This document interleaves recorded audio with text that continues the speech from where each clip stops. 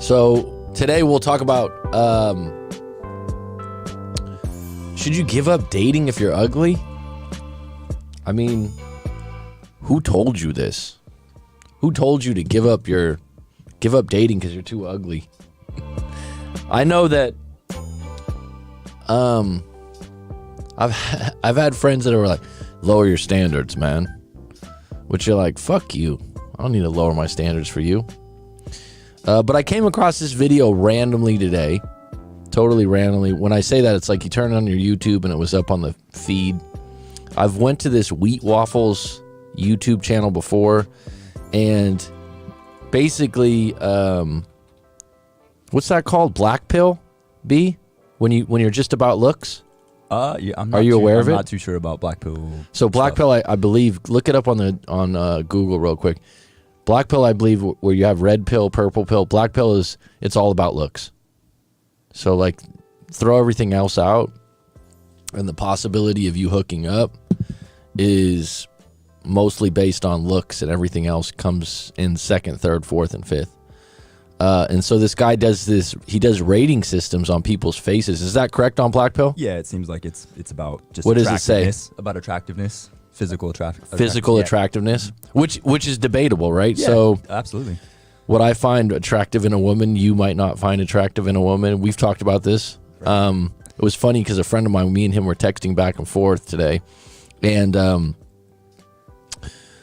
a mutual friend's partner, I'll just say, he's like going on and on about how she's evil and she's not a good person. I won't go into all the different things about her, but I said, really okay, and he goes, she definitely won't be your type. And I'm thinking to myself, well, what's like type? Yeah, like physically, or what are you talking personality wise, right? Because they're two different things. Sure. But he responded, he goes, she's evil. I was like, that's a fucking big thing to say about someone's. That's a big thing to say. Evil's a strong word, it's man. Strong. And it wasn't it was sincere, like in the sense like she's fucking evil. She's evil, like he really meant it. She's evil. Yeah.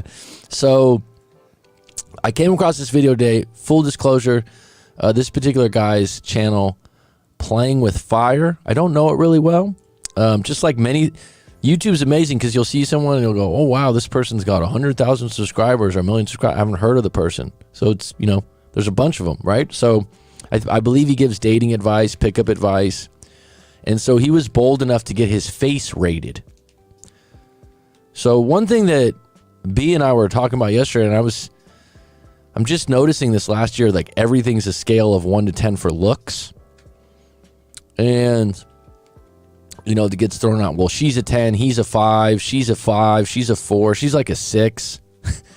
Everyone's dealing on different scales, though. That's the part where it's like, so if someone famous says she's a 10 and I don't think she's a 10, you know how many clients, being a breakup coach, that are dating someone new and they're like, hey, coach, let me show you a picture of her. And they're like, she's hot, right? And like deep down, I'm like, she's cute, she's okay.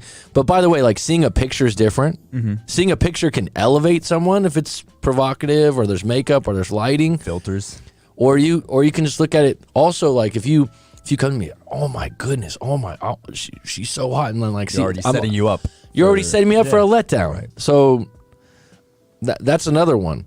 But I digress. So today I watched this video briefly, and this guy, give him credit because he was bold to get his face rated or his looks rated. So this Wheat Waffles channel, which is a very big channel also, with the premise of it deep dives deeper and deeper into looks. And he'll take your face and he'll check like the jawline, the eye line, the hairline, and give you ratings.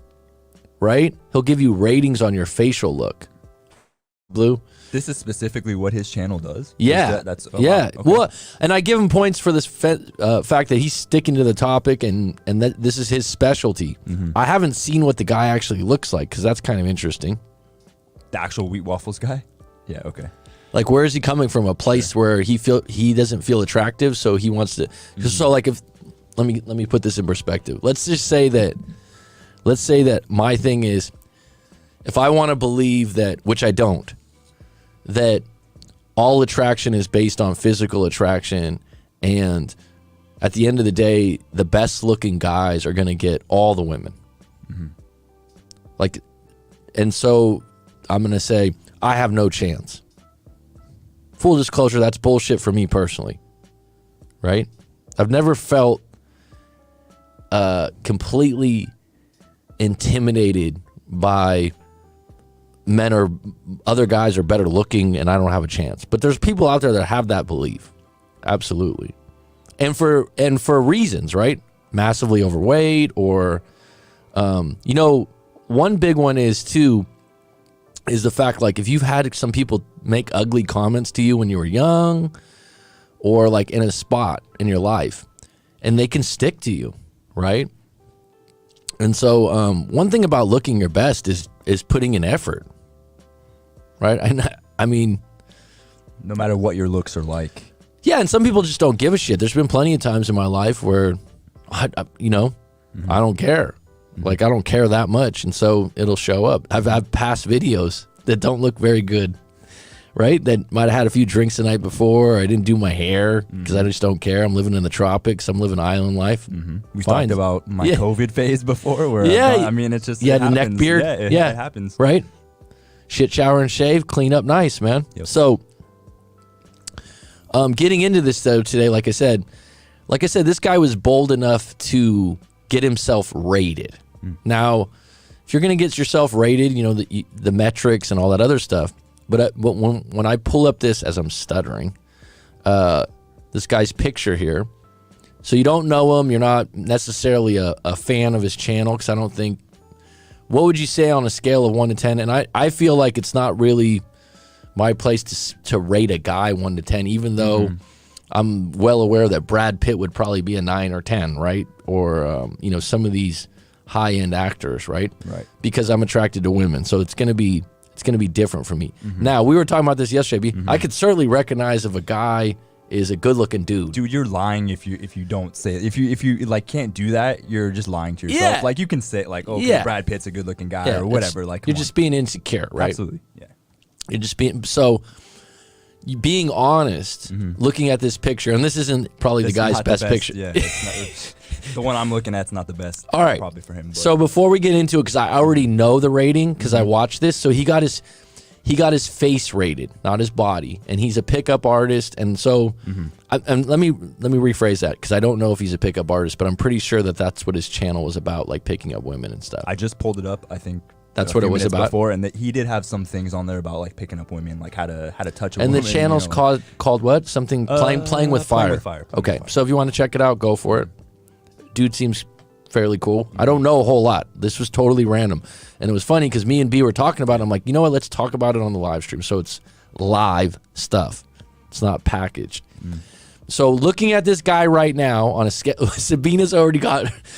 Don't let anyone else's rating influence you on a scale of 1 to 5. And I'm not trying to skew anyone. This isn't me trying to like be a troll or a goon at all. Because to be honest with you, I absolutely completely believe that people are more attractive as you get to know them.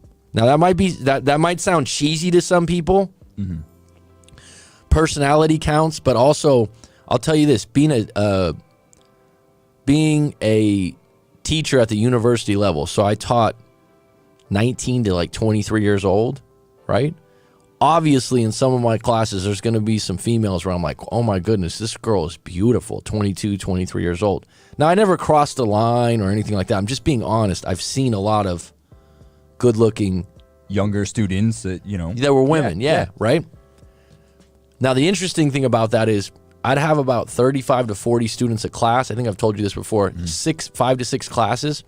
You're looking at like 180 students a term. So I've seen a lot of people. Like, someone's like, what does that mean? I'm just telling you I've seen a lot in their 20s. So I've come across a lot of faces. That's what I'm saying. When you start class as a human being, you're like, oh, she's beautiful or she's pretty. A lot of times, the most beautiful one, biggest manipulator in the class. Right. Would have someone doing their homework for them.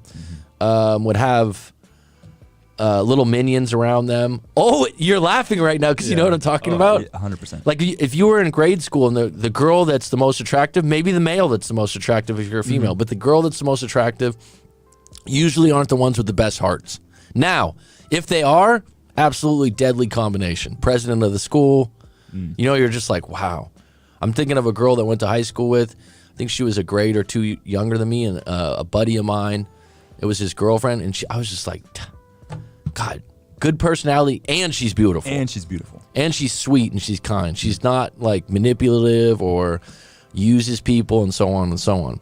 So this guy right now, he got his face rated, and he wasn't, I'm not going to say he was unhappy with it, but he felt like he was slighted. He thought the guy was a bit hard on him. Oh, wow, okay. But saying that, if I got my face rated, I'm sure that, like the rating systems on your, right off the bat, my teeth would be a fucking knock, right? Because they're not all right.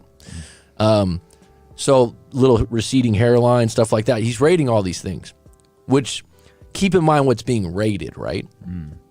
So we'll get to we got 10 on deck, so this should be good. So taking a quick peek at this guy, because this is going to be, Sabina already put her on a scale of 1 to 10. What's his face? Rye Flint, Percy Blue, Rob. If you don't want to put it in there, go, B, what do you got?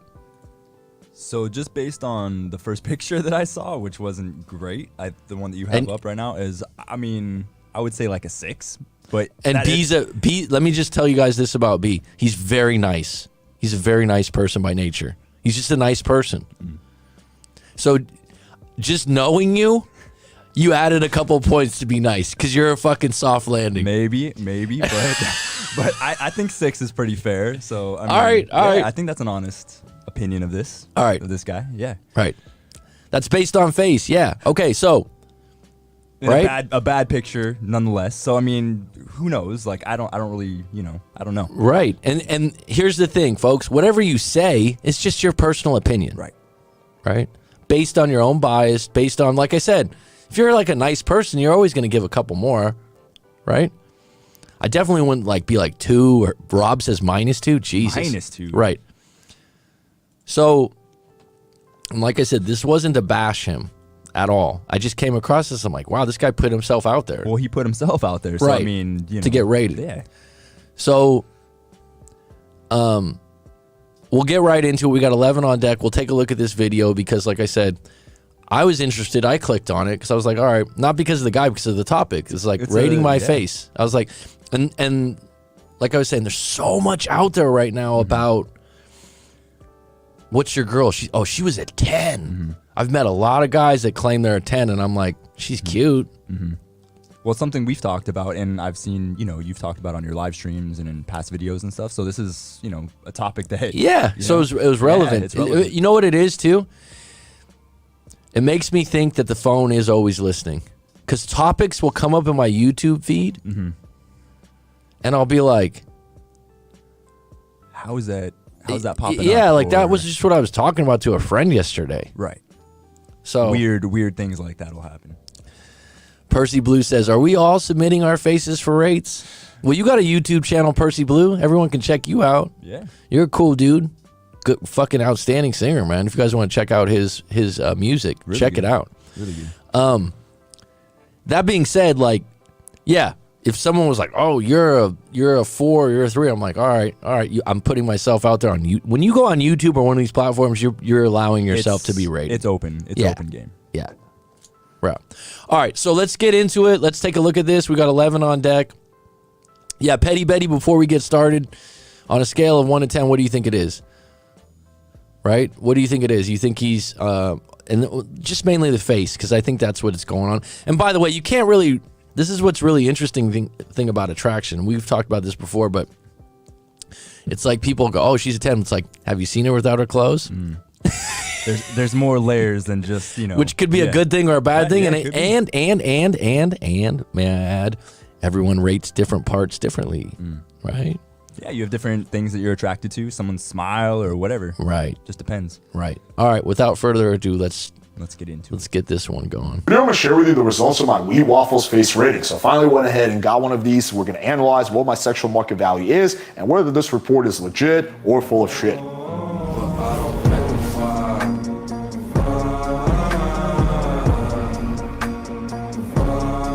All right, so let me give a little context for anyone who has no idea what I'm talking about. So Wheat Waffles is probably one of the most popular black pill YouTuber, and he has a paid service that he does where you basically send him your photos and he evaluates your face. And I'll be honest, I kind of thought this concept was a little cringe.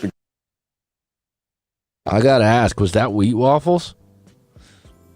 The redhead dude? Did you see No, it? no. Oh, you didn't see it? No. Okay. Because like you're paying another guy to give you basically your score, how attractive you are. Like, shouldn't you want to ask girls, right? But I decided to go ahead because a lot of people were requesting this. And shout out to Wheat Waffles. He actually hooked me up with one for free. I didn't ask for a free one. I said, dude, I'll pay for it, no problem. But he was like, no, don't worry about it. So that was very kind of him. So yeah. So we're going to take a look at my score. I'm going to give you my assessment of what he's saying. So the report goes like this. He says, to cut straight to the point, you're a 5 out of 10.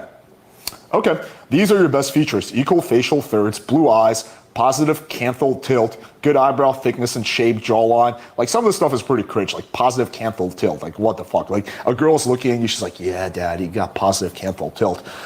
Good chin projection, good facial definition, low body fat, clear skin, thick neck. Okay, these are your worst features in the order of importance: oversized forehead, noticeable balding, significant facial asymmetry, particularly the nose, large mid-face ratio, okay, I don't know what that is, slight odd backs and lower eyelid exposure.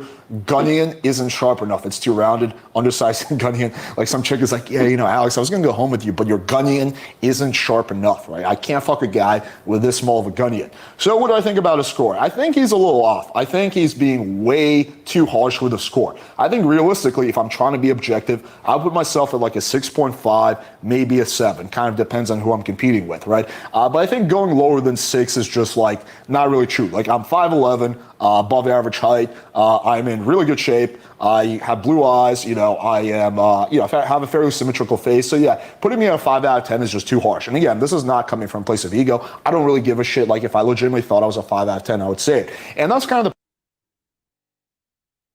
the. It is ego, because I think everybody's gonna be like have some ego. But the funny thing is,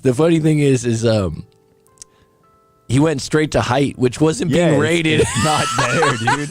So that tells you 100%. That's it's 100. Yeah. I got my face rated. I'm actually 5'11". I'm 5'11", man. It should be higher. Like, okay. And it's funny because, like I said, I give this dude full credit for doing this, because I'm sure if I had this done, maybe I'd get the same and fine. And you could see, like, this is what's interesting about reading people's body language. He's shaking a little bit. He's a little on edge, a little on guard. Yeah, talking about it. So, like, you'll notice when someone's uncomfortable, they shake their leg or they kind of move a little bit, right? And so, like I said, it's kind of one of those things. When it's your channel, me having my own channel, and I'm 10% as big as this guy is as far as viewers and stuff. It's like you got to put yourself a little bit out there and allow yourself to be, you know, commented on or critiqued. If you're going to be sensitive to that, you should not be in the right. YouTube. But when you run your own channel, right, you don't have to put yourself in a situation like this to get viewed by Wheat Waffles. If that was the guy, the redhead dude, it's like, this guy's judging me. But it's just hilarious. It's like, I think this isn't ego or anything, which means it is. But yeah, right. When you say it, it's like directly what it is. Right? Yeah. So it isn't ego or anything, but I'm 5'11". It's like, dude, it's your face that's getting braided here. Come so on. this is absolutely human nature. You build a case for whatever you want, right? So, like, this is a great point when we talk about breakups or relationships, and you want to believe something, and you're like, well, this, and this, and it's like, wait. That's not what we're talking about here, right? So let's get back to it really quick. And he was like, I think he's being a little harsh. It's like, like, honestly here, you know, he's being harsh.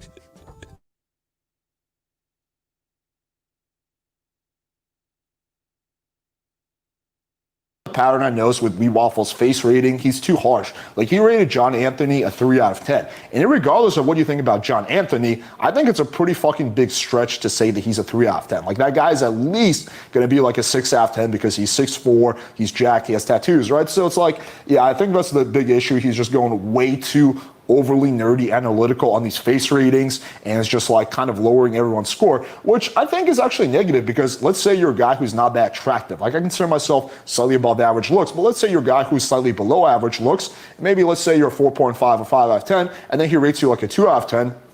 You might be like, what the fuck? I am fucked. And a lot of guys take this stuff to gospel. So I think that, yeah, my big critique of Wheat Waffles is I think he's being way too harsh on the scores. Now, I'm not saying he should just like give bullshit numbers to make people feel good, but I think this is not realistic. Like, I think if you take my photos, send to a bunch of girls, most girls would say I'm a 6.5 or 7 out of 10. I've played this game with other girls in the past, and that's kind of what I always get. It's like some girls think I'm a 6, some girls think I'm an 8, but when we average everything out, it usually comes down to about 6.5 or 7 out of 10.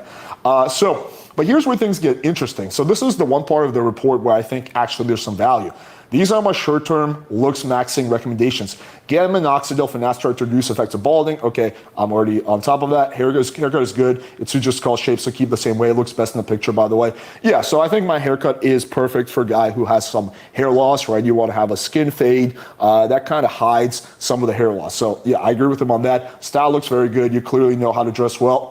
No changes need to be made here. You're 5'11", so wear shoes with lifts as it will bring you up to 6. So you can get away with saying it. I'm 5'10" myself. I personally wear Nike A5s, which bump me up to 6. Yeah, height increasing shoes, they're called elevator shoes, are good. I definitely don't think I personally need them. Like being 5'11", you're already like above average height. But sure, you know, if you want to get like a small extra point, then why not? Usually I'd write 7-8 points on looks maxing here, but I honestly don't have any more looks maxing advice for you. Seems like you've done most of it already. Well done and keep it up. Oh, thank you, Mr. Wheat Waffles. But yeah, I mean, that is true. I have definitely done more looks maxing than the average person. I think that's part of being a dating coach is like, okay, obviously we know the game and looks are a big part of the picture, right? They're two separate categories. Well, why not increase everyone? Like if you just increase game and you don't touch looks, that's kind of like you're selling yourself short.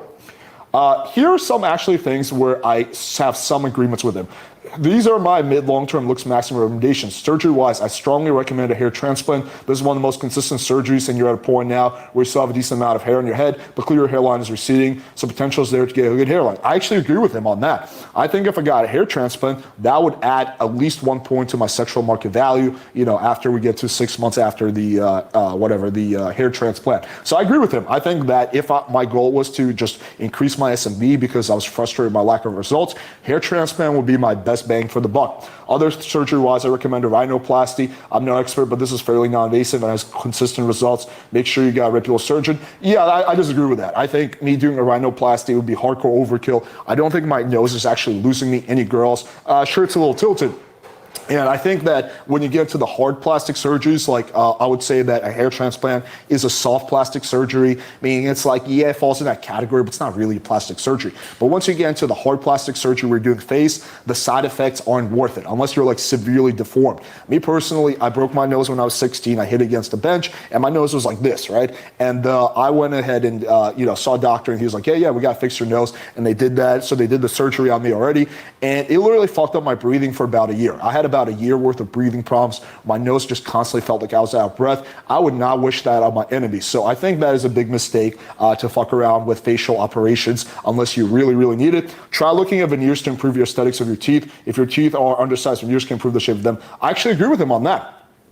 That is probably the second best thing I could do is get veneers on my teeth. It will make my teeth look better. Yes, I agree with him. That is a good idea. I think that if I did the veneers and did a hair transplant, my SMV would be a solid 7.5, maybe even 8. So I agree with 2 or 3 of these suggestions. You can reach at least 6, absolute max 7 if you follow looks maxing steps above. Okay, disagree with this completely. I'm already about 6.5, maybe 7.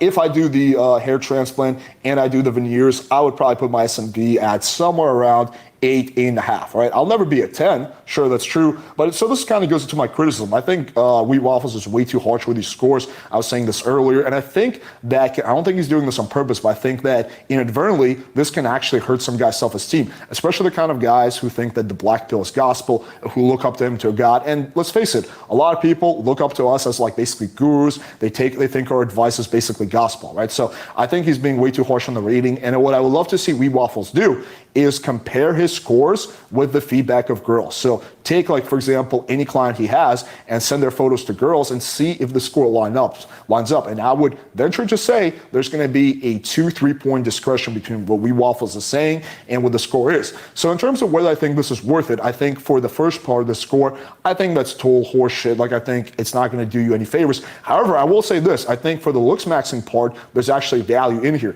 So as you saw, I agree with 2 out of 3 of his suggestions. And I think that there could actually be value in doing this solely for the looks maxing recommendations. Of course, a lot of it is stuff you can figure out on your own. But for guys who really have no idea what to do, I think the looks maxing portion can be helpful. For sure, just ignore the actual score because, again, he's being way too harsh with that score. All right, hopefully you guys found this video valuable. And the most important score is the score in the Playing with Fire YouTube algorithm, and you can help with that. That he was talking about like his shoes bumping up his size to like 6 foot. That's funny. Oh man, it's good because it just shows you, you know, you're gonna be biased, right? And what I would come back to, the Wheat Waffles guy, he's giving you his opinion based on a formula, right? So this is what he does, right? So if he did it for me, I'd be like, all right, this is the way he looks at it. But here's what people get lost. It's like, no one, let me just punch this home. No one has an absolute rating on looks. Now, if you really get that, right? If you really get that, then you'll realize, yeah, there's people better looking than you, absolutely. But the reality is different people will find you different looking, better or worse. The best way to be is, you know, when someone grows on you and they become more attractive because that's more genuine. But the reality is, like, you know, we're laughing a little bit here because of what it is. But these kinds of suggestions, you can do them. But the thing is, well, do you already have a girlfriend or do you already get women? So then why would you do that? But like to do the hair thing, to do the teeth thing, the veneers thing, and recently, I've just been looking into fixing my own teeth because my teeth have moved quite a bit the last couple of years. Mom used to work for a dentist. I had braces as a kid. I'm like, fuck, man, right? I looked into this, and they're like, oh, you want to do veneers? It's like $7,000. I'm like, I don't want to do veneers. I don't want to do Invisalign. So here's a funny story about this. I think I've told you a little bit. So I started going to the dentist. I go to the dentist every 6 months religiously because my mother worked at a dentist, right? So I always get my teeth cleaned. But I started going to a couple dentists and saying, hey, what's the story with Invisalign? How long would it take? Or is there something you can do? This gap in my teeth is getting bigger. I'm just curious. Didn't bother me too much before. Especially when you have a girlfriend. It's like, you're not out okay. there. But actually, I've just never had it to be a problem, but my teeth have moved more. And ironically, being on YouTube, my mom's made a few comments like, oh, God, your teeth. Right? Yeah. So here's a funny thing about this story. I'm going somewhere with this. So went to a few different dentists, and they were like, oh, yeah, we could do Invisalign. It would take 7 months, but it would cost this much. And I'm like, God, that's pretty expensive. Another one said it would be like a year and a half. So I'm just getting some data on it. I'm not urgent about it. It's nothing I need to do. Some baseline numbers. Yeah, just want to get an idea of how long it would take and if I did it and what it would. So I talked to like 2 or 3 different ones. So I went to this other one, the last one, and I'm like, got my teeth cleaned and everything like that. And I'm talking to her and I'm like, yeah, I think I want to get my teeth changed. She's like, don't change your teeth. She's like, that's your trademark. She's a Thai lady. She's like, it's like a superstar. That's your trademark. That's cool. Now, my point is, I'd rather have straight teeth, but perspective. She's giving you her honest opinion. Right. Now, I got another funny story about this. I got a barber here in Thailand from a couple years ago. I think she's moved since. But she's like, Mac, or Kun Mac, which means like Mr. Mac. She's like, you look like the guy from Coldplay. Oh, okay. Do you know who I'm talking about? And I'm the- like, God, I've never had someone tell me that before, right? And I know who Coldplay is, and I know the music. And then I looked it up, and he's got a big fucking gap in his teeth. Have you ever seen his teeth? I honestly, I don't know. I can't remember if I have, but that's funny. I thought it was. Yeah. I'm one of those people, like, I can honestly, like, if I got a bad rating or something, I can laugh at myself because I still have confidence and I'm okay. And when you get to a point and you can laugh at yourself or someone makes a comment, you're in a good place. You're going to be, yeah, definitely. You're in a good place. I was like, because I was like, Coldplay? Really? That's funny. Let me see if I'll pull up a picture of, just a picture of Coldplay, or when I say Coldplay, I think it's the lead The singer. lead singer, probably. Right. Yeah. But it was just funny. She's like, yeah, looking at me, and I'm like, oh, I've never had someone tell me that before. And then I see his teeth, and I'm like, okay, that's why, huh? Let's see if I can pull it up. Hold on a sec. That's not really a good one. Maybe it's hard to find a picture where you're like, show him your teeth. It looks like his teeth might have been fixed recently, so it might have been from an old video. Anyways, I mean, all this stuff's interesting. So let's pull up Wheat Waffles' video, who's the actual guy that does this judgment of your looks. And I think it's harder to do probably like a full-on, when you know someone already, it's probably harder to be like, oh, he's a 10 or he's an 8. But it was just kind of funny how he instinctively went to, well, I'm 5'11". It's like, dude, it was about your face. About the whole premise is it's about your face. Right? Yeah. Which, that's what makes a difference when you go to different environments. So this is what's really interesting. I talk about this all the time because some people look really good in a suit. Like if you as a male, it's because it's tailored. Mm-hmm. It's because it has shoulder pads. There's certain things, like a suit's not just because, oh, that's what a businessman wears. It elevates certain things. Yeah, I didn't wear a suit till I was like 18 or 19. I had to wear it for a job. You get treated differently, right? But it also fills out your shoulders. It fills out your body. It's tailored. There's not a lot of bagginess to it. So a lot of times you look better in a suit, just like a woman a lot of times looks better in a low-cut top, right? Depending on the assets. All right, so let's go check out old Wheat Waffles really quick.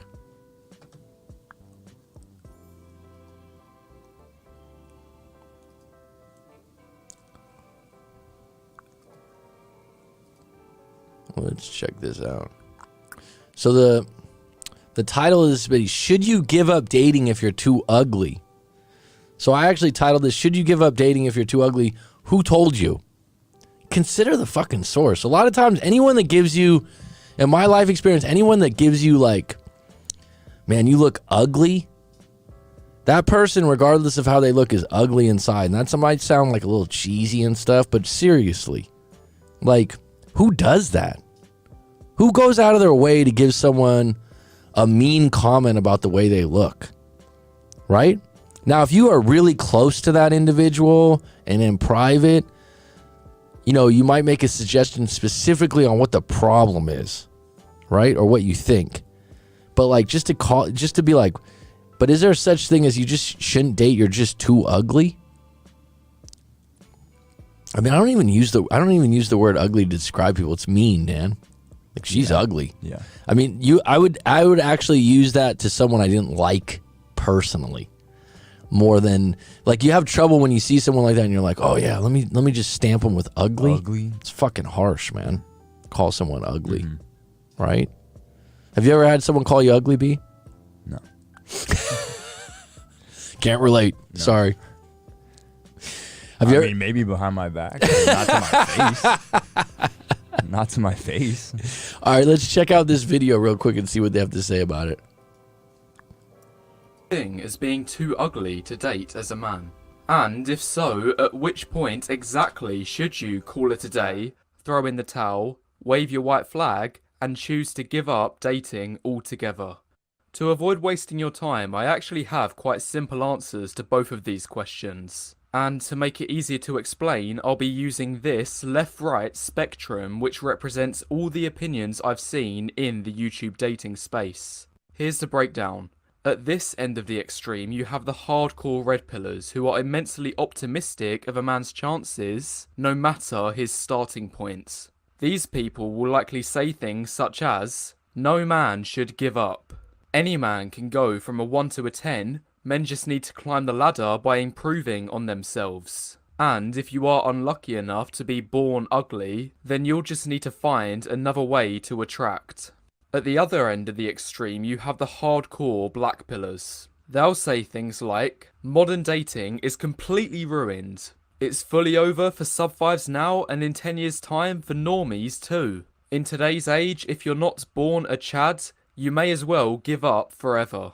Now, I wouldn't go as far as either of these sides of the extreme, but if I had to choose, I'd position myself slightly closer to this side than the other. This is the point which I believe indicates realism, and like almost all things where there are two sides of either extremes, you'll usually find the most realistic answer falls somewhere in the middle. This is what I'm going to be exploring in this video, and in particular raising counter-arguments to the extremely optimistic side, which I believe is over-represented at the moment. So without wasting any more time on the intro, let's get into it. Firstly, what does the optimistic side get right? Well, what they preach is definitely encouraging. It pushes men to work and try to maximise their potential. However, I sometimes see that potential gets conflated with delusion, causing many guys to get a completely unrealistic idea of what's possible for them, so they end up becoming extremely out of touch with reality. An example of this would be a 5'6", bald, 3 out of 10 face man thinking just with enough time and effort, he can eventually reach the level of Chris Hemsworth. Now sure, I'm all for hard work, but having unrealistic goals isn't helping anyone, and in fact, All right, so this is what the internet does now. They use the most extreme fucking example. Right. Right? Like, let me show a movie star that's probably got filters, is naturally good looking. He's naturally good looking. But Sure. but what gets lost when you're in Hollywood, never been there before, but you have photographers, some of them have eye makeup on, some of them have cosmetic surgery, they go to special fucking hairstylists, like every here's my point. Every box is checked. Oh yeah, and I remember seeing some like of the paparazzi style photos where they catch them out like random places and they look like a different person. But if you've ever seen one of these shows years ago, my mom or my sister years back, I'd come home in high school and they'd do these like Oprah Winfrey or like Ricky Lake or any of these fucking old talk shows or whatever, and they would do makeovers. Thank you, and you'd be like, holy shit. It's a new person, right? That's Hollywood. So like this dude right here, and by the way, what a fucked up thing. Did this guy give this guy permission to make him a 3 on his channel? Like, where did he get this picture? Right. Now, here's the thing. If Hollywood's gonna put together a leading man, the guy on the right of your screen, I think it's your right or my right, and the guy on the left, he's playing a different character. Like let me put it this way. If the guy on the left, Hollywood got a hold of him and gave him a makeover, I bet he would move up 2 or 3 points. Easy. So that's getting lost here, but this is just your classic, here, let me make my point and use the most extreme example. And by the way, he's not incorrect. Do you know what I mean? Like if you're a guy that like the guy that's on the left, like you shouldn't have unrealistic expectations that you're gonna be like Chris, you know, but he's using this extreme example. Here's the thing though. Let me just add this idea of should you just give up dating? I mean, no. Be realistic about your standards. Right. And I've met guys, I talked about this briefly yesterday. I've had them in breakup coaching, and they're not high value, they're not in good shape, they're overweight, but they had a girlfriend. Right. And they had breakups just like anyone else, and they broke up, and they had some things going on. And it wasn't because they were, like, the girls they were with were generally, like, up to par with who they were, and they had some common ground outside of looks. Like I said yesterday, what's that thing, Con? Where they dress up in Star Wars and shit? Comic-Con. That's a great place for a guy on the left to meet girls. Because he looks like a character from one of the con things. Like, so it's a mixed bag of eccentric people. Like those people that go to con, I'm not going to speak for them all, I've never been, but like it's just like this huge mixed bag, right? Yeah, you can have random people from everywhere, basically. Right. Yeah. The guy on the right's not going to go to the con festival, probably. And if he does, he's not dressed like that, and it's not going to be about looking, you know. Does that make sense? So I'm saying that there are ways around that, but you're taking a guy, and here's what gets lost about looks, right? You can make some adjustments and look better. It's just a choice. Now, these idea of the plastic surgery that the guy suggested to the other guy, like hair transplants, veneers, that's expensive stuff. Does it help? Sure. Is the guy that's better looking going to get more options? Sure. Does the other guy stop dating and give up? No. He reassesses his fucking environment, and then he asks himself, all right, do I want to look better? Or do I want to make an effort? I had a client a while back. He was heavy set, a little bit older. And one of his reasons, this is what people do, by the way. They build a case to stay the same. So he was like, got a haircut, had done some things. He was losing weight. And he's like, yeah, I'm losing weight, but all this loose skin's still there. So I've never been that heavy to know what that's like. Sure. Right? Mm-hmm. And so it's like, well, why? He's like, well, why even keep trying to lose weight then? If he's going to have this problem. Yeah. And I'm like, isn't there a way to like get rid of the loose skin on a surgery? And he had the resources to afford that. He's like, yeah, but go through the effort to do right. it. And I'm like, all right, well then fine, stay the same. Mm-hmm. But like losing weight's good for you anyways. Mm-hmm. But my point is, he's just building a case to give up. Right. To take the easier way out. Right. And that's the case in a lot of this. Oh yeah. But yeah, if you like I said, this is what's the thing. We're talking about men, not women, excuse me, just men right now, right? We're talking about looks. Now, we're talking about one example that he just pulled up that's the most extreme example. Where the guy that we just showed earlier that's a 5, debatable 6 or 7, depending on who you are, and I'm not going to be the one to stamp him with that. I'm not qualified to give people 5s or 6s on their faces, such as wheat waffles in his vast experience. But if he was compared to the Hollywood guy, right? Would it be as big a debate? He created this massive contrast. Like this guy here on the left. Correct me if I'm wrong. It looks like he was in an insane asylum. Yeah. Why not get someone that's not great looking with a big smile? Mm-hmm. You see what you know what I mean? Like you went extreme, right? And this is how people make their points. Well, let me show you my points. Like, well, if we're talking about all men, we could have 1,000,000 points, but you took the easiest one to make your point. All right, let's get back to it. It causes a new issue altogether as it sets men's expectations far too high, which can set them up to fail. I see many men out there get sucked in by the promises told to them by various dating gurus. You can transform your dating life in just 6 weeks of hard work. I've had clients that went from no dates at all to having 5 in their first 10 days. Now, the fundamental issue with claims like these is that they're over-promises. It causes men to become delusional at first, and then later down the line disheartened as they realise what they were promised at the start is far from being grounded in reality. So, the inevitable result is that they give up. I've experienced this in the past myself and have an entire video explaining my story. Link will be... Personal vendetta. So this happened to him. So he went and got, and here's the crazy thing. You went on one of these dating gurus or you went on one of these red pill things. You bought it because that's what you wanted to do, and it didn't work for you. So now you're going, which is possible. There's some stuff. There's information when it's like, oh, get a new haircut, do this, work out at the gym. It's like, it's very surface based because it doesn't force you to actually go do it. So here's the thing. You can say, oh, it didn't work for me. You're not really telling that story how it didn't work for you. You're not telling us what you did at the gym or what you did that you followed this guy's routine that you say failed.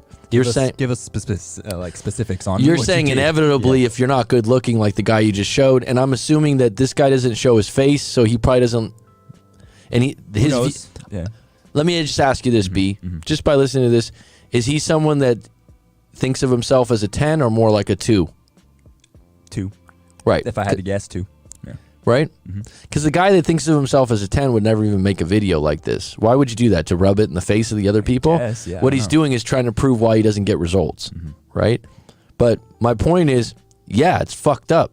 There are some dudes that are like, but I just made it in the comments. I've known dudes that I would think are not very good looking dare I say, ugly, and they've ended up with good-looking women. On the flip side, they did have some status wherever we were in life, Sure. or they did have some confidence. But haven't you seen guys before? You're like, damn, his girlfriend's hot, and I don't sit there and go, oh, this guy's a 3. Right, but there's like a little. If you're just gonna go on You're the like, looks thing, it's yeah, a if little you're- yeah, imbalanced. yeah. I've had people tell me that was I've had a couple girlfriends and it's a fucking compliment. I don't take it as a knock. Remember I had a girlfriend, it's like one of her friends or something was like, wow, they're kind of imbalanced. She's so pretty. It's like I had a big fucking shit-eating grin on my face when I heard Must that. be doing something right. I said, thank you. Yeah. I didn't take it personal. Right? I don't even think it's fucking true, but it's fine with me. But this guy, this is what this is. When he's talking about men, let me just base this for you guys. This is some ways of people are consuming content. Oh, men do this. No. He's talking about himself. But in order to make himself more comfortable and accept things, he's making it about all men. And then he's clever enough to put together a scientific system of ratings to support it. Fucking genius. Talk about something. It's like now he's got some. He can build a court case on this. The reality is, you didn't get the right person to help you do the makeover, or you just didn't do the stuff to improve because you felt like I'll never be a 10, whatever that fucking means. Right? I'll never get the women the other guys get, whatever that means. So you're the one that gave up. So you're like, right? That's just the way I look at it. It's like whenever someone's going, all men like this, they're talking about their own experience. Because guess what? Anyone that speaks for all men, they're speaking for you, B. They're speaking for me. And in my case, I'm like, don't speak for me. All men? Yeah, all men. Well, 80%. Well, 90%. People throw out percentages like mad. Myself included on the channel. I'll be like, oh, like 90%, 80%. And you're like, wait, what? Okay. It's just a grab bag. Yeah. Just a grab bag. 90%. What? Okay. All right, let's get back to this. Below, check it out at the end. Anyway, the next issue I have is when we zoom out from the individual and look at everybody. This idea that every man has a chance I find also to be misleading. And I can actually prove mathematically why this cannot be true. In the Western world, for 18 to 29-year-olds, there are, on average, 105 men for every 100 women. So, if we assume everyone dates across to people the same age as them, by the end, there will always be 5 men for every 100 who get left out. And no, dating up or down any number of years won't help. B wants. What did you say? It doesn't make sense because like what he's talking about is like if everyone stayed in the same relationship, then but like if they're moving in and out of relationships, then those guys that are left over, there would be more women too to pull. Do you get what I'm saying? No. So there's 100. He's saying there's 105 men out there and there's 100 women, right? If they were all if all the 100 men and 100 women are together, then they're saying there's 5 men left over, right? So, but that's if they all stay in the relationship forever. Like, what if they're moving in and out of relationships? Then, like, that's my point. Is he's really wanting to make this case for himself? Right. Like, I mean, what's the point of this case? And then again, let's take for example 100. Like, this isn't real life. This isn't one-on-one. This is what everyone's doing on their. Not everyone. Excuse me. I just started to generalize, but men and women. It's like, speak for yourself. That's why I like doing breakup stories. Let's talk to the individual. It's like, talk about yourself as an individual. Well, I've been doing breakups for 4 nights. Let me speak for all men and all women. It's like, really? That's a pretty big fucking podium, dude. Right. Don't speak for me. It's like, go ahead and, I'll send my face in and you can judge me and tell me what's possible for me. And guess what? I might fucking beat the odds, dude. It's possible. I might be the Rocky of the Wheat Waffle Show, man. Yeah. I mean, it's just ludicrous, right? All right, let's get back to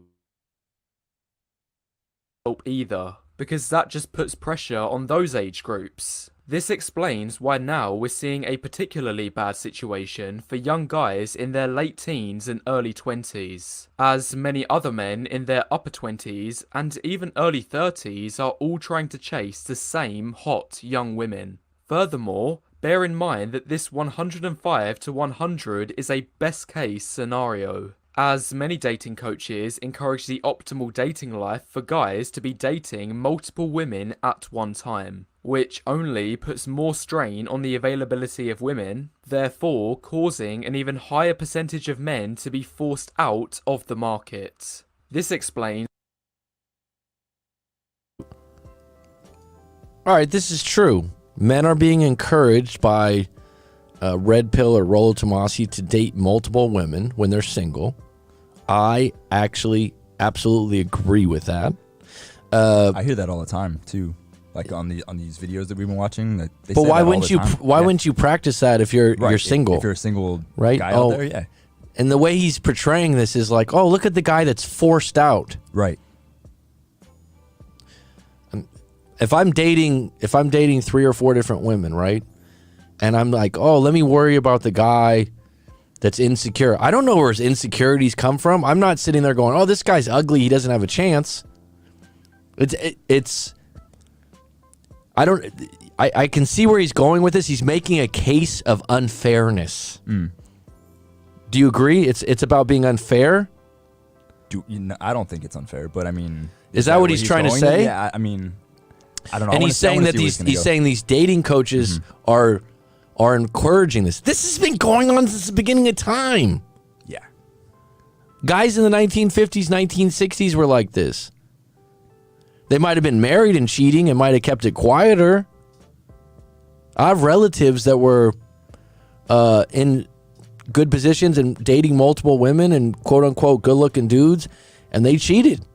They had multiple women. And I was like, oh, this is horrible, right? It's like, but this idea that the dating coaches are doing this right now, I don't think so, dude. He's saying that they're getting misled. People are going to get different results from different directions, from different, like me and you can go to the same dating coach or read the same book, and one of you will act and one of you won't act, and it will work for one of you. That has everything to do with you and nothing to do with that person. But this has gone too far a little bit. I'd like to see where it ends up, but is why there is a growing gap between men and women who haven't had intimacy since turning 18. Too many men at the top are monopolizing. Anyway, what this notion of every man has a chance fails to recognize is that dating is and always will be a zero-sum game. Meaning, if I gotta stop here, okay? Every man has a chance. At what? See where this general, like at what? At dating? At dating, at getting a at getting a 10? Yeah, like what are we talking about? Yeah, like if you told me every man has a chance to date women, I'd say probably, but let me know their circumstances. Are they in jail? Are they in a community where there's 100 men and there's 2 women? There are communities like that are military or something. Like tell me the situation, but this is what happens. Generalize. Every man fails to recognize dating is a zero-sum game. Wow. Believe what you want to believe, but you're going to get what you believe. But what are your environments, your circumstances?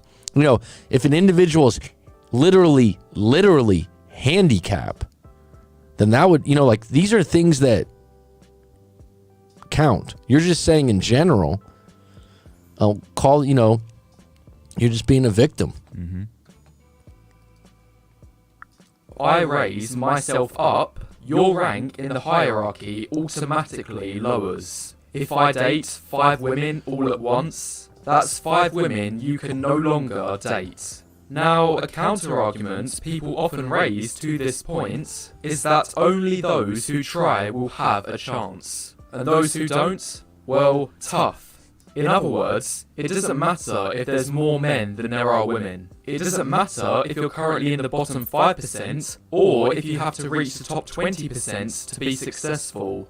None of these things matter because the percentage of men that actually try and actually want to reach that top 20% is so low that now all you have to do is put in enough work ensuring your own safety without worrying about anyone else. So it's basically changing the quote slightly from every man has a chance instead to every man has a chance if he's willing to try and everyone else is sitting around lazy.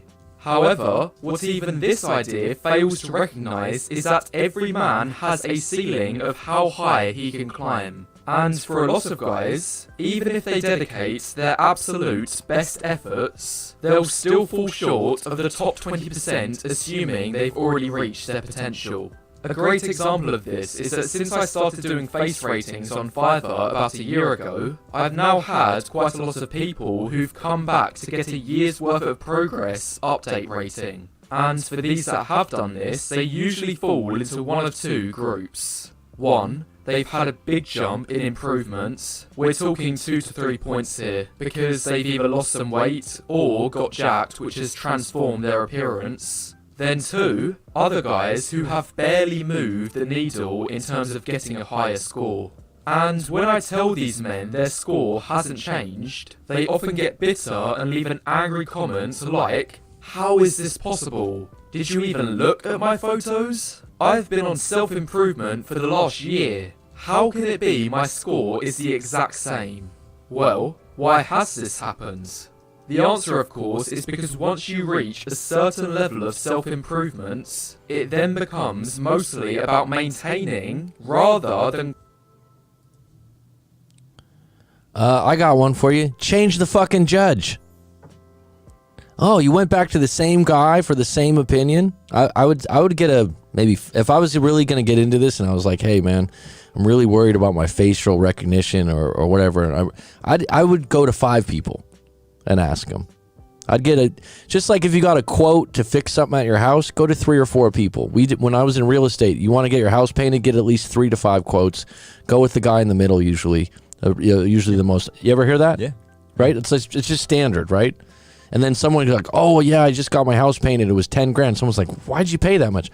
How many people? I only talked to the first person. This guy is ridiculous. I haven't really watched this that much. The other thing is trying. Define trying. Everyone needs to realize, ask more questions with people like this. So why try? Why try what? What's trying? So if you had an individual and you rated him at a 3 or a 4 on his face, what would he have to do to try? So one thing that you're saying is, if you're gonna be the judger of faces, right? What makes you an expert? Okay, so you're like, oh, I use this technology, I use this, I use that. I look at your jawline, I look at your face, I look at this, right? Okay, fine. All right, that's fine. People are willing to pay you for that. That's fine. I'm with that. Now, when you tell someone and you're like, why try? Try what? So you tell someone, all right, work on your jawline, work on your hairline, fix your teeth, do this, and they come back and they're like, I'm still bad with women. I still haven't met one. Do you think that's possible, by the way, B? I think that's high. I think that you could have someone get a makeover, look really good, and still have bad results because of insecurities inside. Right. There's other things they might need to take a look at. If their only insecurity was their looks, sure. Here's the crazy thing. This is human 101. If someone's been told they were ugly by their parents or their friends, or even I had a client a while back that had a very bad experience. They had like 3 older sisters, and just brutally, the sisters teased him. All the time. Yeah. Right? That's embedded programming mentally that he's not going to be... The guy could look like Brad Pitt or any of these, top actors, and it's cybernetics. The guy was a plastic surgeon. He said that you could do work to people, but mentally, if they think they're ugly, this is why you got like Janet Jackson, Michael Jackson, these people that do so much surgery, they really never think they look good. They keep going. So this is what he's not addressing. He's thinking like, oh, it's just physical. It's just physical. He has no realm of the programming that goes on. Have you ever, how about this? This will put it in perspective, because we're just kind of talking about men right now, but how many women have you met over your lifetime that are pretty cute to good looking, and they're like, I'm fat? And they really think they are. I'm not just talking about trying to sound cute or... Right. I've even met men before where like they say something self-deprecating. You're like, wow, like the dude's pretty good looking or he's athletic and he has no confidence. Sure. That's not from him getting a makeover. That's internal beliefs. So when he's saying like, oh, for them to try, he's missing a big part. It's like, do looks count? Yeah, but there's a combination involved. Someone can self-sabotage someone liking them by being extremely insecure inside, or vice versa. And so like when you watch something like this, oh, my question would be to him, why do you like pumping out this content? What's your intention? My guess, my hypothesis would be he's talking about himself. Right? Think of, whatever content you guys swallow out there, right? Myself included, a lot of it's going to be from my own perspective and life experience, even though I can build cases. And that's why, like I said, I always like talking about people's stories, because I'm like, this is not going to be me. I'm going to give you my perspective on your individual story. This is like me right now. It's like this guy doesn't show his face. If that was his face in the beginning video, you didn't see it, huh? Skinny redheaded guy. I don't know if that's him or not. But why does he want to make this point?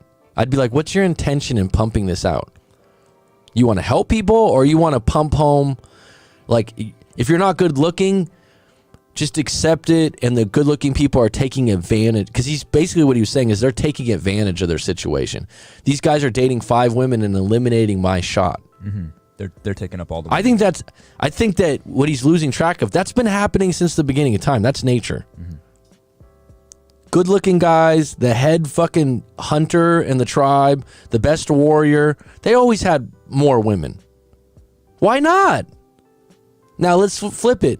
The girl with the big boobs, with the nice ass, with the cute smile, she's doing this. I mean, she's going to get the most attention too, right? So do the other girls blame her? Yeah, sometimes, the bitter ones. Sure. Oh, she's a bitch. It's like I remember I worked with 4 women when I was a teacher at this one charity. And they're really cool. They were my colleagues. They were good friends of mine, right at the time. And just to hear the catty gossip girl talk, and I remember I said that to her one time. I'm like, God, whenever you guys see someone that's really attractive or good looking, it's like, yeah, she's a bitch. Right? What does that really mean? I'm jealous. Some of them are. All right. Climbing that happens in the beginning.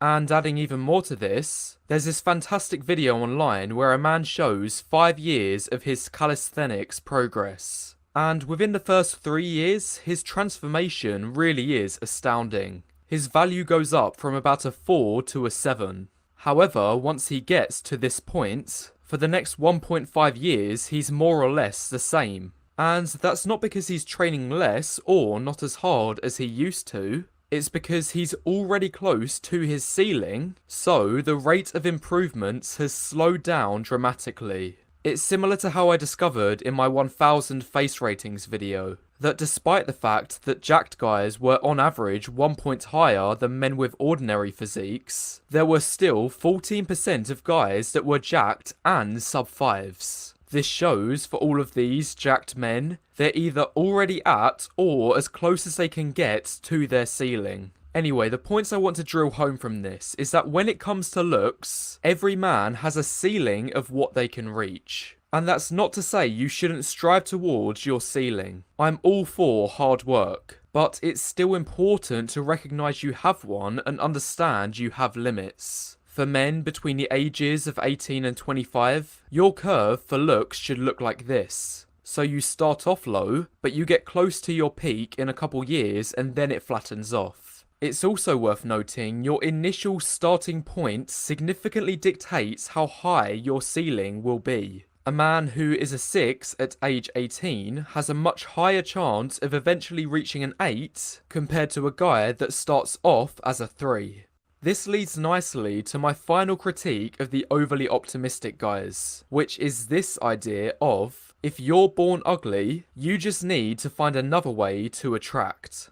And of all the points covered so far, I probably disagree with this one the most. SMV has 4 components. Let me just counter that real quick. What do you think about this, B? Mick Jagger, Rolling Stones, or some of these rock stars. Status, talent, money. I'm not going to sit here because I don't know his facial structure thing. Maybe Mick Jagger's a fucking 10 on his face thing. But like, I get what you're saying though. Yeah. You know what I mean? Yeah. I'm still can't get over though the first guy that was like, I'm 5'11". It's like, it's about your face. Dude. I'm not, this is not an ego thing though. Right. Or the guy he just showed that got jacked was like, he was showing a picture of when he was like 13. Like the first photo, and then like, oh yeah, he's gonna get older and whatever. You can make a case for whatever you want on the internet now. That's for damn sure. Looks, money, status, and social skills. And this idea that a man can forego looks and just focus. So just let's just. So when he says social skills, kinda translation, his social skills suck probably. Yeah. I bet that's one of if I got to interview Wheat Waffles, I'd be like, so out of these 4, what are you weakest at? Because he's saying like social skills are kind of the thing. So he's saying like, social skills kind of like looks, money, status are going to overcome looks. A lot of people would agree with that in a lot of different. Here's what he's losing too. Different cultures value this differently. Right? But the social skills, I would like to know what your social skills are. Because, like, here's the thing. If you're not really good with social skills, let's just say you're an extreme introvert. And that's not to say that you're bad, but you're less social. Right? We can agree on that. And where does this lack of social skills? Social skills is like a big topic. It would also be like, what's your definition of social skills? Wheat Waffles, right? But the idea that you're discounting it, kinda, is it going to overcome someone that's like a 1? Here's the thing about the looks. Let me add something to the looks thing. Are we talking about hygiene also? Because here's the thing. Maybe the guy's got bad teeth, but I've met people before that have like fucking cheese yellow chunks in their fucking teeth. Have you ever seen this before? There was a guy I knew that was like rich. And I was talking to my friend. I'm like, dude, does this guy fucking brush his teeth? Now that will trump everything. Because that's hygiene, dude. Like this guy's just talking about looks, right? There's certain things that'll trump that. Is the bad looks part of hygiene? But the social social skills kinda. That just tells me that his social skills aren't very good. Social skills count. Have you ever met some guy that's not good looking or not very, and you're like, damn, this guy's working the room. He's working the room and he's got women interested. Social skills count. Like a big one's charm. Like someone that's charming. Women love guys like that. Funny. Yeah, sense of humor. Look at the comedy. All the comedy comedians are all short. That's All right, let's get back into it.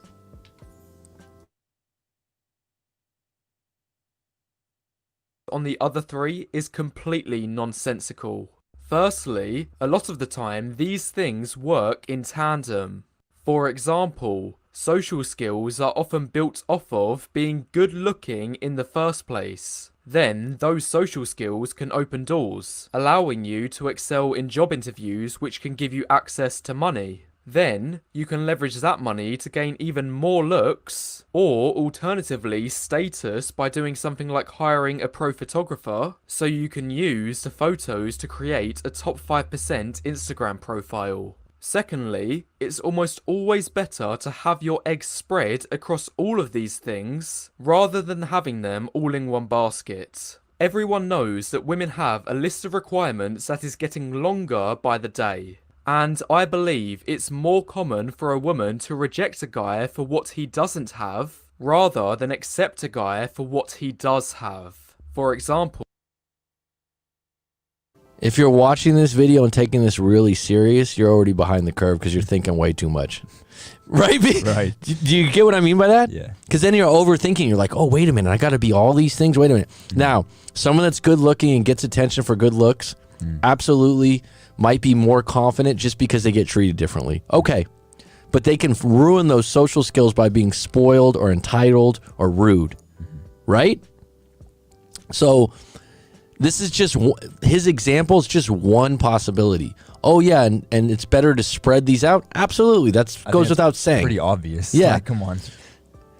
I believe it's more common for a man to get rejected for what he doesn't have, only if the man believes it's something he doesn't have.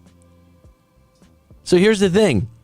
It's like if a woman I was dating was like, I don't know, you're fat, right? And I don't feel that's true. I didn't lose anything. You rejected me for something you believe of me, but I don't believe in myself. If a woman says, "Oh, you're not ambitious enough. I want to be with someone that makes more money," and I'm like, "You know what?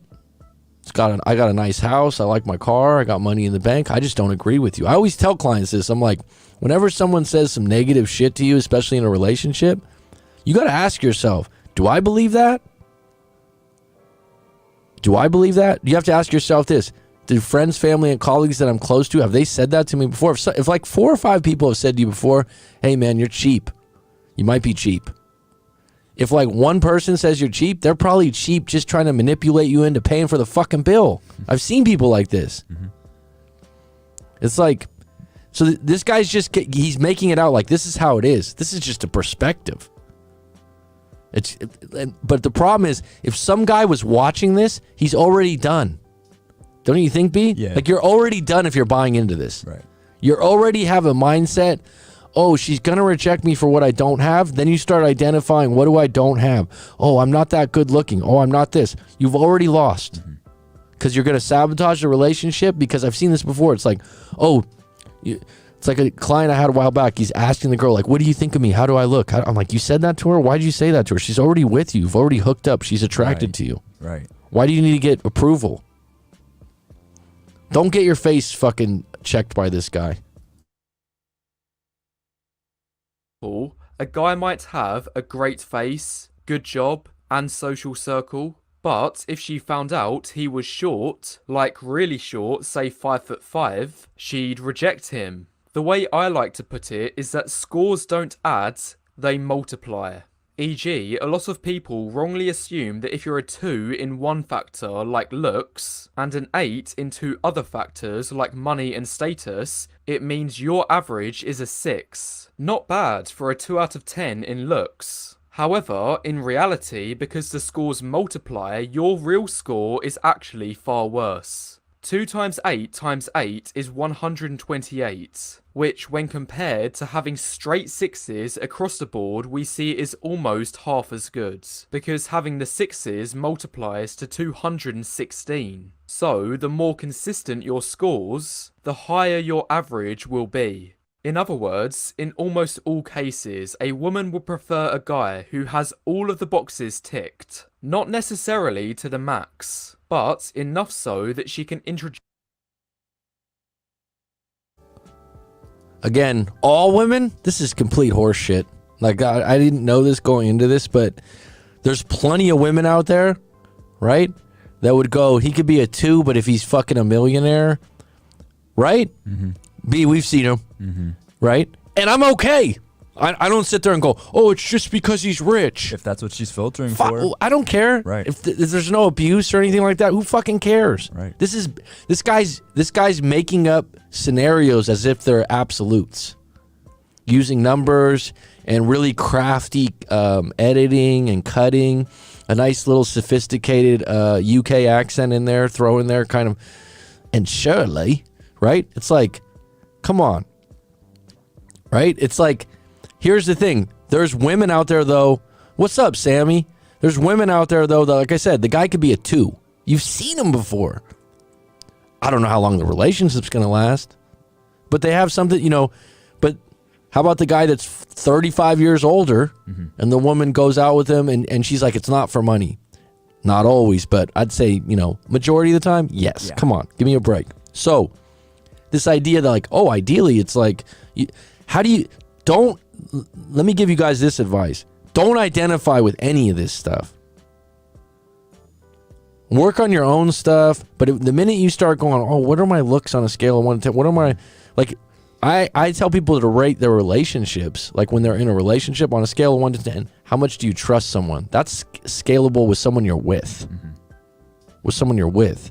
How much are you attracted to that person? That's scalable with someone for you. If you ask me, if you have a girlfriend and you're like, on a scale of 1 to 10, what do you think of my girl? I'm like, I don't even want to answer that, dude. But on the flip side, like, I'm probably going to be nice. But at the same time, kind of like, I don't want to be too fucking anxious, right? Because you're going to be like, fuck, dude, I don't want to leave her alone with you.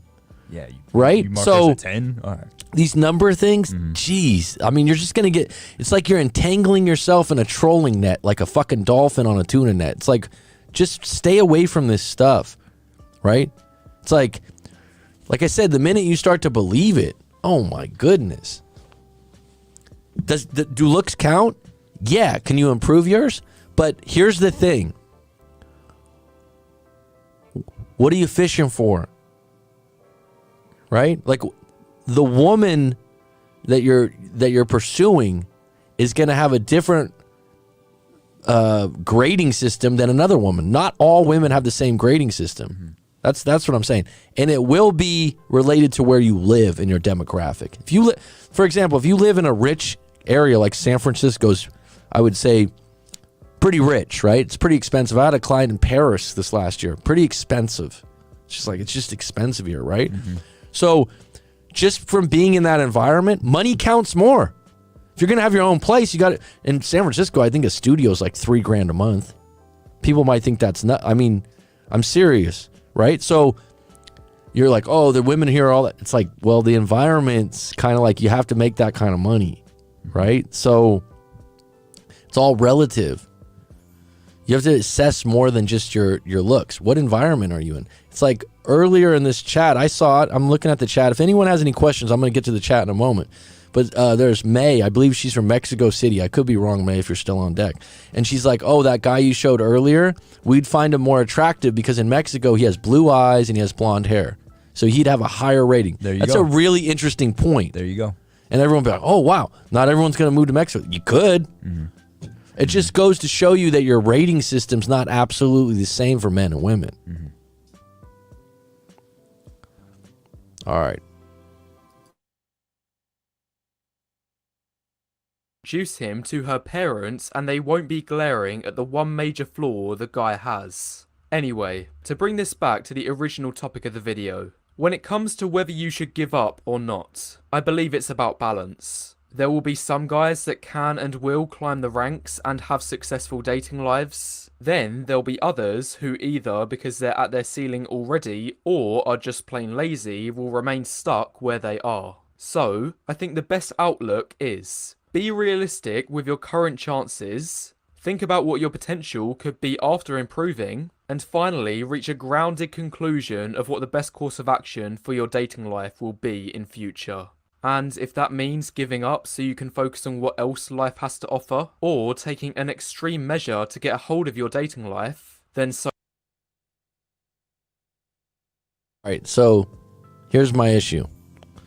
How do you even calculate what's realistic about your looks? I don't know. The way this guy's saying it, like, well, have me check your face and I'll grade you. Right? So then I can tell you your jaw's off and your eyebrows are different, and he's got a grading system. And then think about your potential, because you can only go up 1 or 2 points. It's like if you get caught up in that that part of it and you don't work on the whole part he's neglecting is your issues with how you look have to do with your mind and your thinking and your beliefs. So like I said, you could be like, how many women that are pretty attractive in your life mentally don't have a lot of confidence, or like, you know what I'm talking about? Yeah, of course. I'm not cute. I know I'm not good looking. It's like, I don't know. This was kind of exhausting to watch. I haven't watched something like this before, but I don't, if you're feeling bad, I don't think this is a good way to go. Just slap a number on it, or, to like make improvements if that's what you want to do, like, go for it. Let's put it this way. Some guy that a lot of guys know that they might have let themselves go, and they might have done it in lieu of fast food, in lieu of you got a 9 to 5, you don't have time to work out or watch your diet or something like that. But This idea that you'd have to give up or something like that, no, I don't think so. What I would say, assess yourself as an individual, and then this is going to be counter to anything he said. Go to a therapist or a coach like myself and really get an assessment of your limited beliefs. Like, I find that a lot now. I have a lot of clients that are coming back to me for different things, and a lot of your problems have to do with like something you just believe is true that's not a good belief. Well, you're watching a lot of this content, you know, it makes it that way. So that's what your thoughts are, you know? Right. Well, I mean, everyone has some things, and some have more than others. Like the guy that we just showed earlier had a big nose or a crooked nose, Sure. or you have something limited. Everyone keeps talking about height.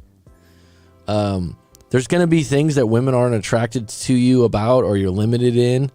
There's going to be some things, but here's what I would say that gets lost. That used to be the way that people met each other more commonly is through the workplace or through school. And there's a lot of attraction that used to be built over familiarity. Mm-hmm. Do you know what I mean by that, B? Mm-hmm. So like you said, you used to work at a pro shop, golf shop or something. I don't want to butcher that. Yeah. So you see a lot of people, right? Oh, yeah. Did you work with women? Because Yeah. it's a golf shop. Yeah, there were definitely women that came. And it was a variety of women that you worked with? Yeah. And then you'd have regular women that would come in that were kind of regular golfers? Yeah. All right. So my point is, when you meet people regularly, your first assessment of someone is cute, not for men, but for women, right? You make an assessment. You look at them. Now, when you work with people, and put this in the live stream below if you understand where I'm going with this, all right? Because one thing in my life is I've worked a few jobs. I've worked with a variety of people. Being a teacher for years, I was in real estate. I've been doing this for 4 years. I talked to 5 years now. I talk to a lot of different people. I'm a very social person. Different types of people in those environments. Sure. Yeah. So that being said, when you work somewhere, let's say you work somewhere for a year, people can grow on you. Like when you first meet them, you're like, yeah, she's okay. Mm-hmm. And then like 3 months down the road, maybe you had lunch together. You see different aspects of maybe who they she got a new hairstyle, Mm-hmm. different aspects of who they are. Yeah. They start to grow. The familiarity, if you're not more attracted to them, you trust them more like family. Does that make sense? Yeah. Like they weren't your friend when you first started work. You have friends already. But then over time, you're like, oh yeah, Karen at work, she's fucking cool, man. I break things down with her. Like she's you don't super even funny or whatever it is. Right. Yeah. Familiarity was one of the things that built attraction over time. Not with everyone you work with, but that's been lost with dating apps. It's just like You get this surface level. yeah, profile, all that stuff, right? And the familiarity would come in, like you said, a wide range of things. It could be looks, but it also could be personality. It could be how she was there for you when you got in a car accident and came like that. That'd be a good example. This has never happened to me. I don't know how it came to my mind, but just like, let's say you had a flat tire and Karen that you work with that you're semi attracted to, but she's not hot, but she's got some assets. She's got some cute things about her, but you're not that interested. You have to call Karen up and you're like, hey, listen, I got a flat tire. I'm sorry I'm going to be late. And she's like, oh my God, my brother's a tow truck driver. Let me call and get him over there. Let me help you out with that. And I'll pick you up. And you're like, oh my God.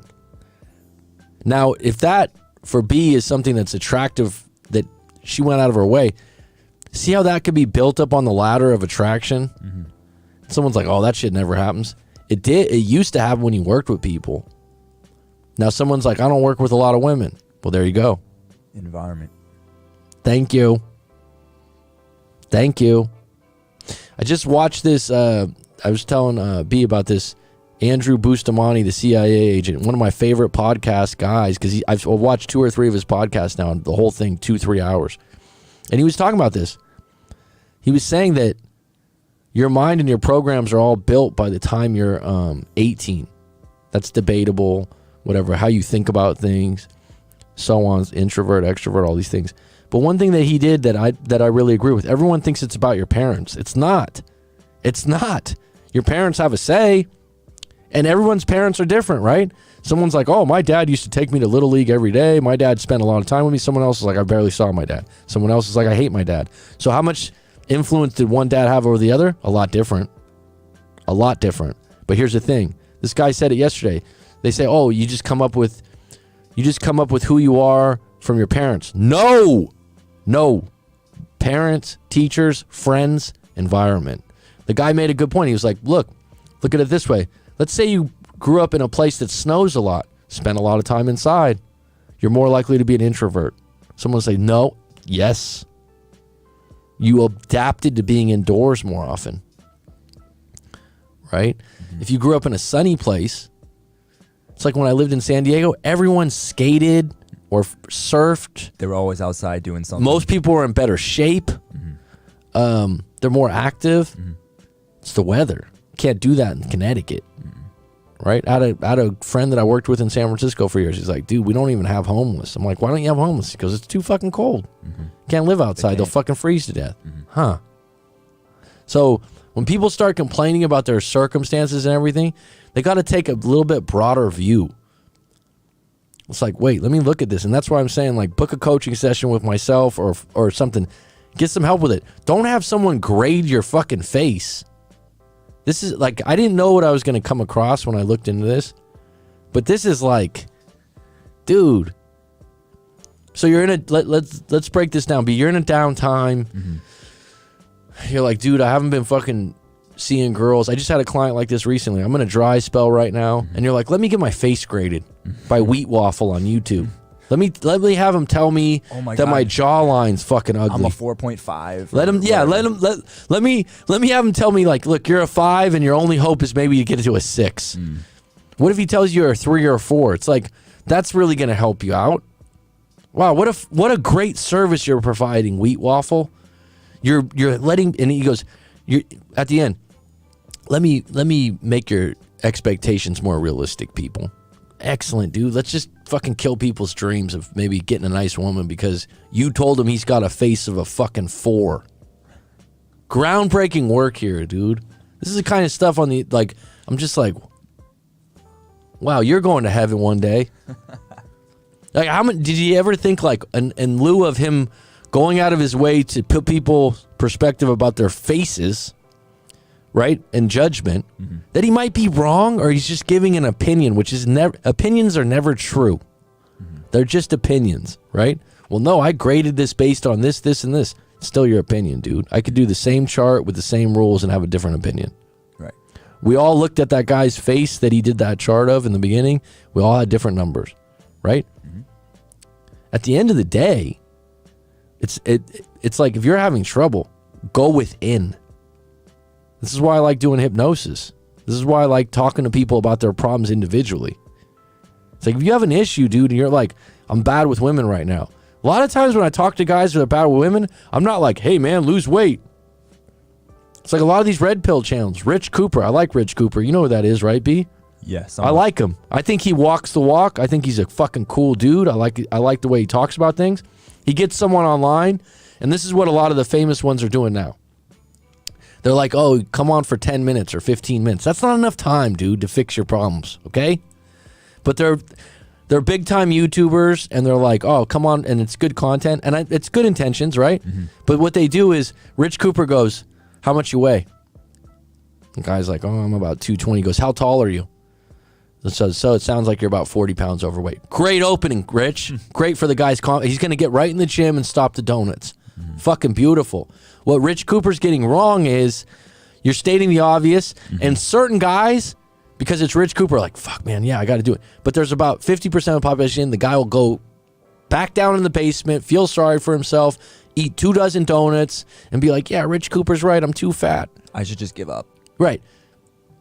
You come to me, or you come to someone else, or you go to a therapist, dig a little deeper. It's like, yeah, since I was 7 years old, it's kind of my comfort to eat food when I felt depressed. Okay. All right. Let's unpack it. Let's get to the bottom of, like, what your issues are internally. Right. These are what's making your habits bad. Mm-hmm. I can just tell you to stop eating donuts, but you're not going to stop eating. It's like when we talk about breakups, it's way deeper than she doesn't want to be with me anymore. And then we get into the story and we get a little deeper. I'm asking you questions, but I'm also trying to learn you. It's like someone says, well, how do I get her back? Why do you want her back? What do you want?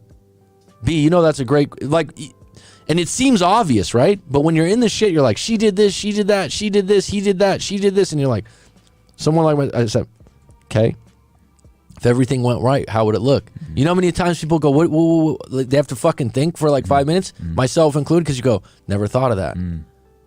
I was just in a forest of negativity and finger pointing.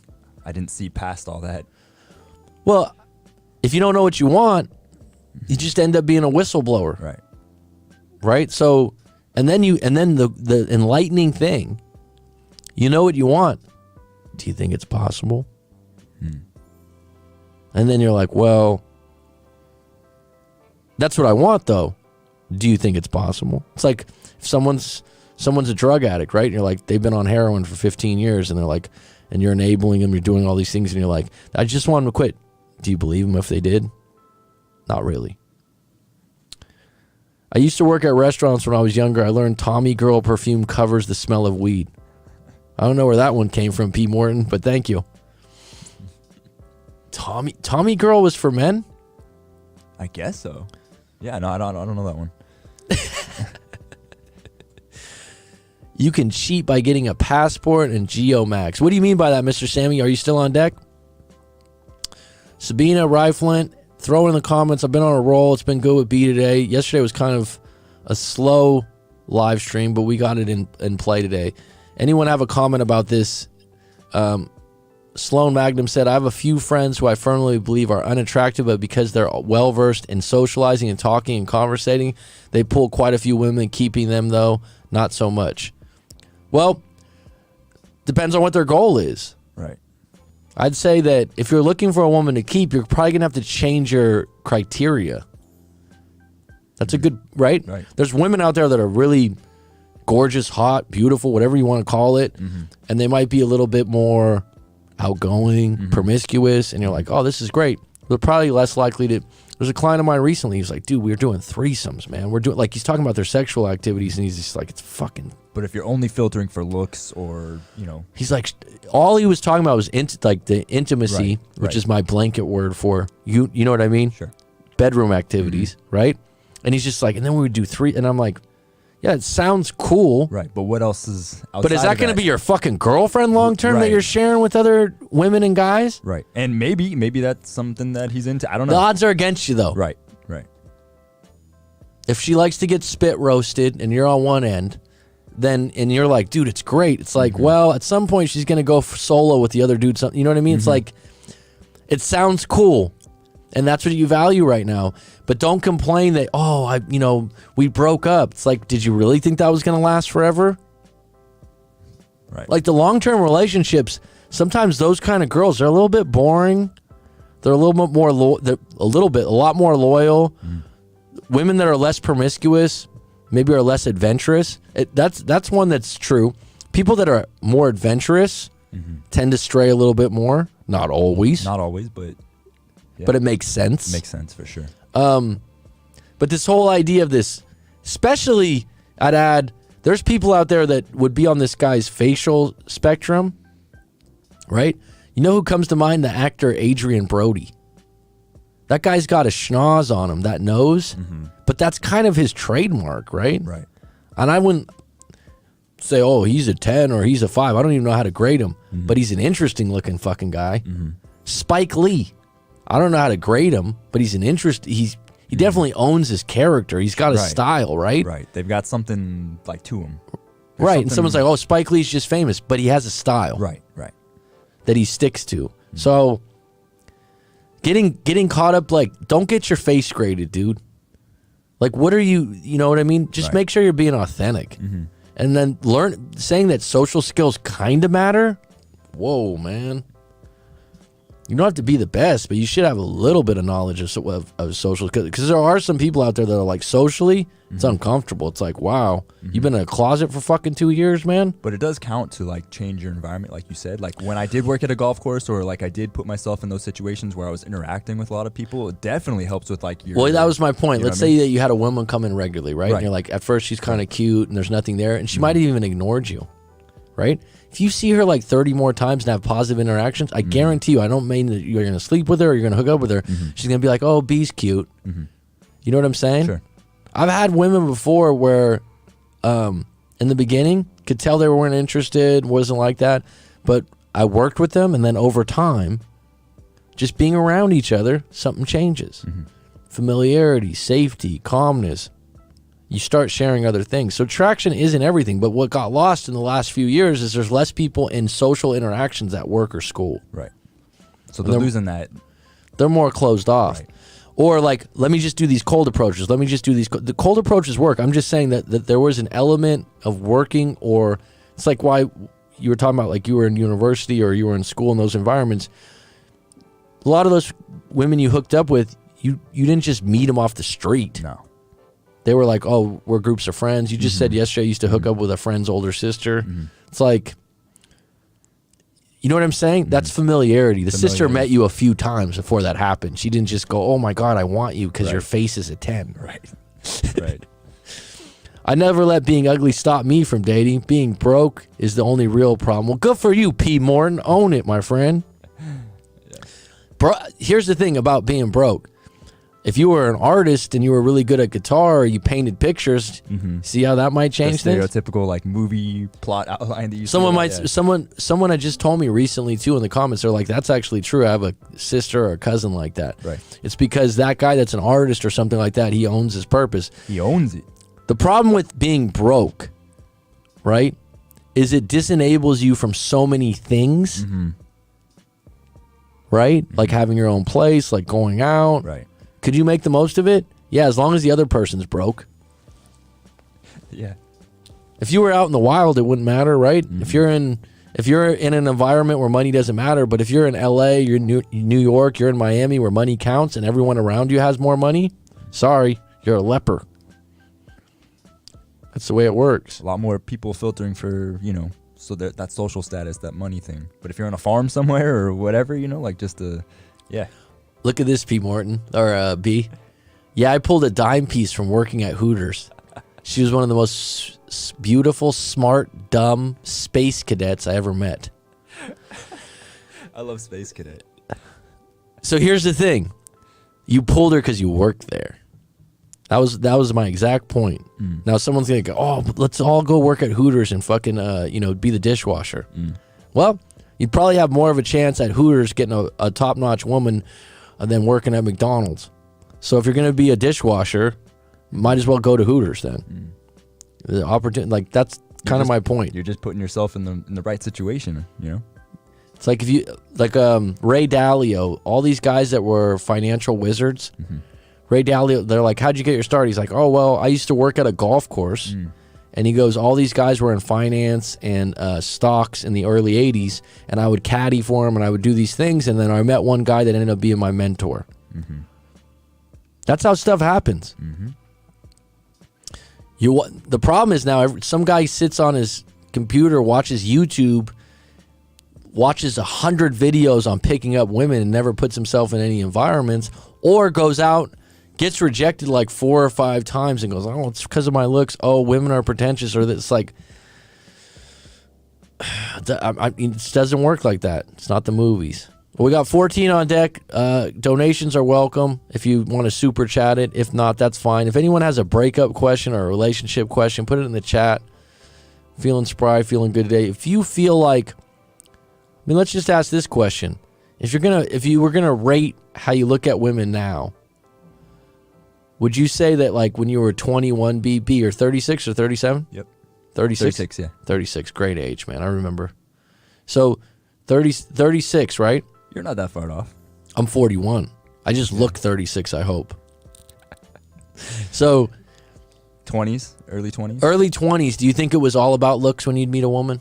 Definitely a bigger percentage of what I was looking for was about looks, yeah. And would you say it's changed now? Absolutely, yeah. Like a personality, like looks count. 100% looks count, but it's not. It's definitely changed. A woman can gain a lot by just being sweet, feminine, whatever you like.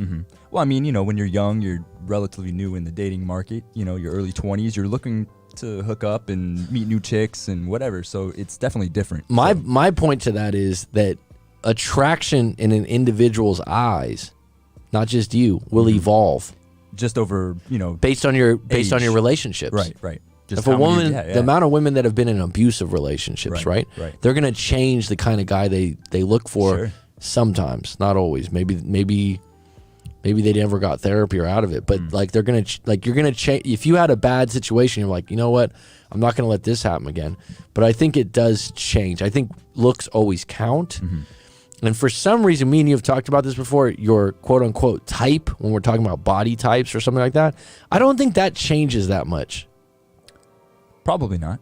Like what you're, Like initially attracted to, like if you're in your 30s and you're like, she's hot, and I'm like, oh, she's okay. And you're like, oh, Mac, that's your type based on what you've told me before, or, hanging out. Generally speaking. Right. Yeah. I think that has a baseline to it, but I do think that you do appreciate a cute personality, or this never gets talked about, like a female that maybe has a good job that she likes. I've always said this. It doesn't have to be something that you're making a shit ton of money, but I'd rather be with someone that likes their job. You're probably, I mean, if you're enjoying what you're doing, you're probably better than, like, when you're away from the job, you're probably happier. It's such a huge thing that gets lost. Whenever I talk to people in their breakups, it's like someone was in a job they hated or in a job change. And it affects who you are. It affects mood big time. Yeah. Joe Helka. Can I call you Joe? Beauty is the eyes of the beholder. What might be beauty for someone might not be for others, but for me, I would not date an ugly person. What's ugly to you? Exactly. Yes, on 20s, it's a must, is more than showing up with friends. It's just one of those things, like I said, if you're with someone and they're hot and they're unhappy with their family and friends, or they're unhappy at their job, it's gonna come out on you eventually. And you're gonna end up getting blamed for it. And you can't predict those things. And getting back to dealing with breakups, I've gotten more and more clients over the last couple of years that were men that were like, I'm really good with dating. I read Corey Wayne's book 15 times. I'm good at pulling women. I have confidence. But once I'm in a relationship, and I'm like, so it's just the starting point that they're good at, and then. But what I'd like to say, you need to get your relationship dissected. You don't have a problem. It could be the variables within your relationship, such as her getting a job she hates, or her having problems with her mom. That's something that's going to be dealt with totally different than when you go to pull a woman or date. Right. And so those kinds of things don't mean you're bad at relationships. It means that the problems that you've come across with the woman that you're with, you're struggling with. You have to unpack that a bit. Some of the problems you have with an individual woman can't be fixed, and once you realize that there's a lot of peace in that. That's why you unpack your stuff with a breakup coach like myself, or Corey Wayne, or any of these other people, or a therapist. Get someone that can listen to your stuff. It helps you, man. It really does. Because all of a sudden you're like, oh, I didn't look at it that way. Or even like you say, just like writing your whole thing out, even if it's just to yourself, and it's, I'm sure it's better sending it in to you or someone like yourself. No, you're right. But like even just writing it out and just, reading it. It shifts your perspective, because what you do is you just sit there and you go, she did this, she did this, she did that. Right. It's like I just did my first couples session, and it was great for him, because I hit him like, I was like, he was going on about not getting enough attention, that she wasn't there for him, and he's always there for her. And I'm like, all I said is that, could that just be your perception? And he went, yeah, it could. Because she was giving him a lot, just in a different way, and he's one of those that always feels like it's not enough. And then when I said that to him, it wasn't a shot at him, it was a question for him to answer himself, and he went, oh, like, okay. Yeah. Now, he wouldn't have been able to come to that without a referee in the middle. Right. That's why if you agree to couples, it works. Unfortunately, it can end relationships, because then the person, you realize some things. And I've had clients that were like, we got couples therapy, and that's when we really got a divorce, because I think one of the guys I know said that it came out within the couples therapy that she just didn't want to be with me anymore, and that was the first time she flat said it. So, all right, this has been a really good one. Do you have any closing thoughts, B? No, that was good. I liked watching those videos. You gonna get your face checked out, man? I will not be doing that, but it was a good thing to watch. It was fun. So yeah. I mean, I think that the thing about the face thing is if you have a good-looking girlfriend or you've been seeing women or vice versa for women, you're like, I don't care. go for you, man. Say what you want. You're right. But if you're down in the dumps, you're like, oh my god, I gotta get change facial this. surgery. You're right. I mean, it's not a bad. I don't think it's a bad thing to want to like improve on yourself and get better. But I mean, to go that far to be like, I gotta change the jawline and all that, and that's like, okay. The question is to the guy that's doing it, it's like, who's judging you, Wheat Waffles? Are you getting judged by 4 other guys that do what you do? Right. Like I said, if you're really going to do something like that, it'd be really interesting to get, if that's a field, this face recognition, get 4 or 5 other opinions and see what they say. All right, folks, it's been good. It's been grand. Sammy, hope you're doing well. P. Morton, thanks for chiming in. Sabina, it's always a pleasure. Joe Helka, I'll call you Joe. Keep being you. Beauty is in the eyes of the beholder. Justin Brown, thanks for rolling. He said, great show, guys. Nice little dynamic. Rye Flint, good eye, Mike. Sloan Magnum. Rob IS was kind of quiet today. Maybe he just left the thing. Let's see, May got in here for a little Mexico. Yep. Have a good day, too. It's curtains.